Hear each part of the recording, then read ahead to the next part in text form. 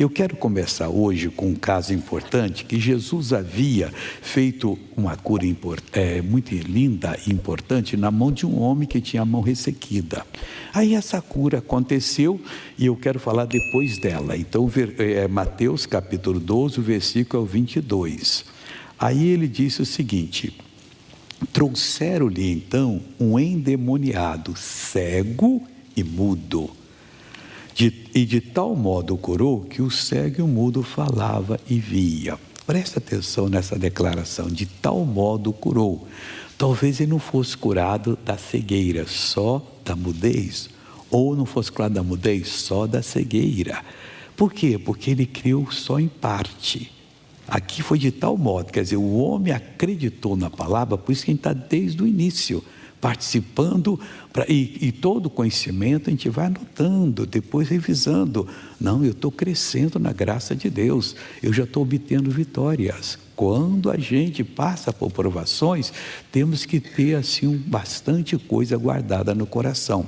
Jesus vinha andando sobre as águas no meio de uma tempestade no mar da Galileia. Os discípulos acharam que era um fantasma e gritaram de medo. Os discípulos de Jesus fizeram esse papelão. Nós, discípulos de Cristo, às vezes fazemos papelão igual, que ficamos com medo de um problema. É só o doutor falar: o seu caso é muito sério, você já desmoronou, você já tem que estar lá armado. Você está falando, você está assim, mas é mais sério Deus que está em mim, eu vou vencer essa provação. Conta tudo que a ciência pode me dizer, doutor. Ela está contando e você está aceitando ali, comparando com a palavra de Deus. Não. Tudo que é em mim, bendigo o seu santo nome. Nós vamos ter que tirar um órgão seu. Aí você está assim: não, tudo que há em mim tem que bendizer o nome do Senhor. Não tem nada maligno em mim, não. Eu vou orar e Deus vai dar bênção. É uma maneira positiva de você ouvir a palavra e enfrentar o seu problema. Pode ser o pior, Deus vai lhe dar essa vitória. Continua dizendo aqui: e toda a multidão se admirava e dizia: não é este o filho de Davi? Que Davi foi o grande vencedor e todo mundo esperava o filho de Davi chegar. E já começaram a entender que Jesus era o prometido. Aí os fariseus, os doutores da lei, que disseram, mas os fariseus, ouvindo isso, diziam: este não expulsa os demônios senão por Beelzebul, príncipe dos demônios. Olha só, dizia que Jesus estava expulsando demônio por Beelzebul. Aí Jesus, na sua paciência, ele sempre é paciente, mesmo que você erre, ele vai mostrar a você que o caminho do erro não é bom. Você tem que abrir diante de Deus, contar tudo o que aconteceu. Aí diz aqui: Jesus, porém, conhecendo os seus pensamentos, disse-lhe, Jesus conhece tudo, meu irmão, não minta.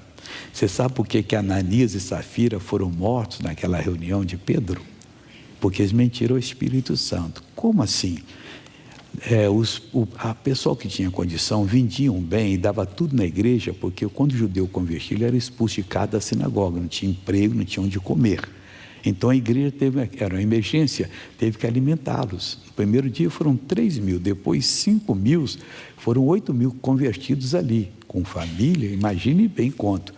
E um cidadão chamado Ananias, com a sua mulher Safira, disse: vamos vender aquela propriedade nossa, vamos dar para a igreja? E venderam. Quando receberam, mudaram de ideia. Ô Ananias, vamos fazer o seguinte, não sei se ela que falou ou ele que falou com ela, Safira, vamos fazer o seguinte: vamos reter parte do preço e vamos dizer que nós vendemos por tanto. Ele não precisava dar o dinheiro, era deles a propriedade, ninguém mandou vender, eles sentiam e vendiam. E eles queriam passar por verdadeiros benfeitores, gente de bem. Aí venderam, retiveram o preço, vai escutando. E ele foi na igreja entregar. Chegou aqui, Pedro, eu vim trazer aqui, no meio do culto, o custo daquela propriedade, o valor daquela propriedade que eu vendi. Está tudo aqui. Aí o Pedro olhou para ele e o Espírito Santo disse: tem erro aí. Ele disse: ô Ananias, você vendeu por tanto a propriedade? E o Espírito Santo falou no coração dele na hora: sim, vendi por tanto. Na hora que o Pedro perguntou, o Espírito Santo falou no coração dele: diga a verdade. Pedro, eu vendi por tanto, está todo o dinheiro aí. Aí o Pedro disse: por que você mentiu ao Espírito Santo? Você não está falando para o homem, não. O Espírito Santo tinha falado com ele, aí o Ananias que eu ensi. E por que você mentiu ao Espírito Santo? Não tem mais jeito para você. Ele caiu morto. Aí os rapazes pegaram, foram sepultá-lo. 3 horas depois chegou a Safira. Alguém viu meu marido por aí? Aí o Pedro, irmã Safira, vocês venderam a propriedade, portanto? Sim, senhor. E o meu marido trouxe todo o dinheiro aqui. Aí você olha, aí estão os rapazes que levaram seu marido, vão levar você também.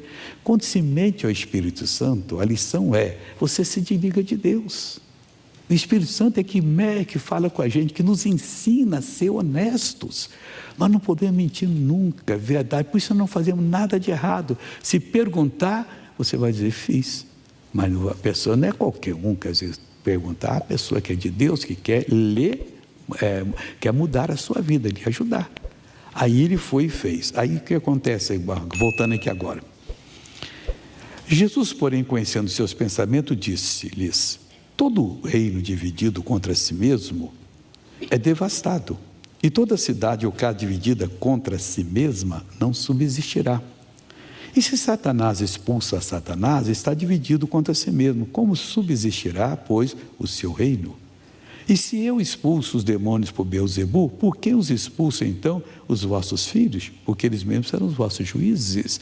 A escola de obreiros estava ali, e os filhos dele estavam aprendendo a expulsar demônio, curar os enfermos. A igreja precisa ter escola de obreiro, essa escola nunca pode parar. E quem é colocado para ministrar, tem que ser uma pessoa que anda com Deus. Ele está formando vidas que vão fazer outras vidas. Não pode ser um que, eu sei, o meu ensinamento é pesado. Não, no meu ensinamento não tem. Eu quero ensinar o que Deus está falando, o ensinamento de Deus. Mas a pessoa que não é um vaso limpo, como é que vai poder ser usado? A gente tem que rever tudo isso. Nós estamos preparando pessoas para ir para o céu e não para serem desclassificadas no último dia. Quando Jesus vier, vai ser no abrir e fechar de olhos. 2 multidões vão estar diante dele. O da direita, os que foram aprovados, e da esquerda, os reprovados. E dentre eles vai ter pregadores, vai ter obreiros, vai ter gente que faz boas doações na igreja, mas não quer se converter. Aqueles que estão à direita, Jesus vai dizer, vinde benditos de meu Pai, entrai por si o reino que vos está preparado desde a fundação do mundo. Os da esquerda, ele vai dizer, ide malditos por fogo eterno. Irmão, a cada passo nós estamos decidindo se continuamos com Deus ou não. Aí Jesus disse, o Pedro disse assim, sou eu, não tem mais. O Pedro, se és tu, manda-me ter contigo. Jesus vem, o Pedro saltou do barco, começou a andar. Naquela hora o vento deve ter engrossado, as ondas aumentadas. Aí o Pedro temeu e começou a afundar.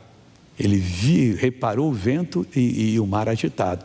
E começou a afundar e gritou, me salva. Jesus levantou a mão. Pedrão, esse mesmo, não. Porque você duvidou, homem de pouca fé. Em outros palavras, você não podia ter feito isso não. Se eu não estivesse aqui agora, você ia morrer. Irmão, nunca faça coisa que vai poder tirar a sua vida. Que você pode se perder. Misericórdia de Deus, se não tiver para ir na hora, você vai embora. Aí o Pedro emendou. Quem você acha? Jesus carregou ele no colo? Não. Jesus foi ao barco e ele veio andando com Jesus. Caiu, se mente, você vai voltar a andar com Jesus, mas tem que confessar para Jesus e levar a bronca, entre aspas, porque é um conselho que ele está lhe dando, para você não fazer mais. Nós somos pessoas suscetíveis a erros, ele não. Mas quando estamos sendo usados por Deus, nós devemos usar toda a fé, porque aí não vão ser bem-sucedidos. Aí ele disse assim, mas se eu expulso os demônios pelo Espírito de Deus, é por conseguinte chegado a vós o reino de Deus. O reino de Deus chegou, pessoal, e nós vamos então agir nesse reino. Vamos aplaudir a Jesus, irmão. Ali foi um pouquinho. O que me entristece, Blumenau é uma cidade rica, próspera, bonita. Não estava tempestade, a luz para. Foi, meu Deus, esse país nosso tem que melhorar. O pessoal tem que fazer coisa para não ter essas paradas. Aí, graças a Deus que a câmera filmou ali, pegou, e no escuro não pôde pegar toda a coisa. Depois voltou a luz no finalzinho, mas tivemos um prejuízo tremendo. Fica expulso administrador. Quando você lê, eu prometo, vou fazer isso, depois esquece tudo. Promessa de campanha, devia ser até caçado em seguida, que está mentindo para o povo. Tem que falar a verdade e fazer. Eu fico chateado e tenho que fazer o protesto, porque A gente não estava num lugar, coitadinho, que não tem nada. Tem, mas o pessoal é prejudicado também, principalmente uma reunião como essa. Jesus visitou, o homem teve o problema, não andava, não sei de andador, e você viu ele ali, a alegria dele, da esposa, e essa alegria que Deus quer ver na sua vida. Eu estava falando ali em Mateus, então Jesus disse para eles que o reino de Deus, vamos voltar a Mateus, que nós vimos ali, aquele caso, no capítulo 12, e Jesus diz assim, versículo 28, mas se eu expulso os demônios pelo Espírito de Deus, consequentemente consequentemente chegado a vós o reino de Deus. Chegou o reino de Deus, ele está conosco. Agora, como é que ele está? Vamos agora para Lucas 17, versículo 20, aqui é a escola do Espírito Santo. Eu quero que você saia daqui com informação, isso aqui vai lhe ajudar. Lucas é logo depois de Mateus, Marcos, Lucas e João, então é fácil. Capítulo 17, versículo 20. E, interrogado pelos fariseus, olha os fariseus aí, iam toda a reunião de Jesus só para ficar perturbando o Senhor, mas o Senhor não ligava não, que ele dava lições para eles e para nós.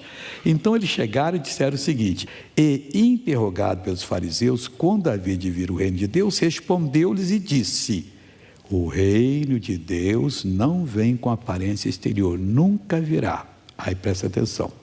Nem dirão, ei-lo aqui ou ei-lo ali, porque eis que o reino de Deus está entre vós.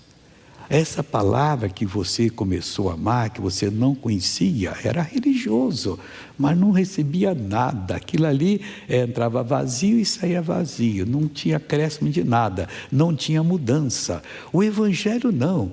Paulo dizia, o Evangelho é o poder de Deus. No Evangelho você encontra o poder que cura qualquer doença, qualquer situação, estou lhe falando sério, como acontecia com Jesus.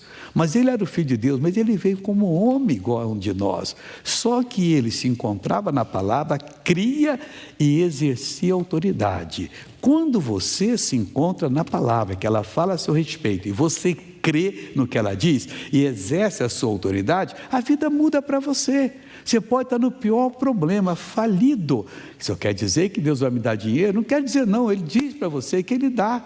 Você tem que acreditar. Agora, o ganancioso só quer no Evangelho para receber dinheiro? Não. Você tem que buscar o reino de Deus e a sua justiça em primeiro lugar. E as demais coisas serão acrescentadas. Ele é um reino organizado. Sem você buscar o reino de Deus, está em Mateus